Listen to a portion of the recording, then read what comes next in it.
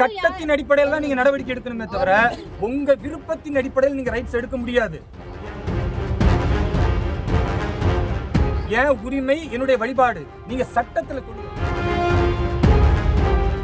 3 பேர் பிஜேபியில இருந்து இஸ்லாமியர்கள் போனா அது ஸ்பெஷல் கிடையாது, அது அனுமதி இல்லைன்னு ஏதாவது எனக்கு ரெக்கார்டு காட்டுங்க.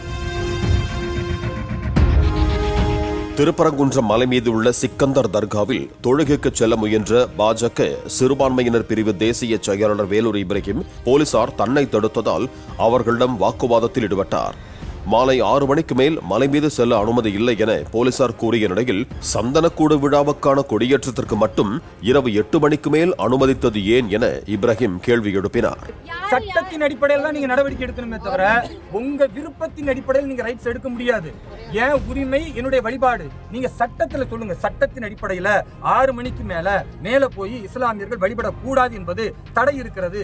சிறப்பாக 10 பேர் போய் தர்கா கொடி ஏற்றுவதற்கு அனுமதி இருக்கு. நீங்க தாராளமா சொல்லுங்க. 10 பேர் போனது ஸ்பெஷல், அவங்களுக்கு அனுமதி உண்டு.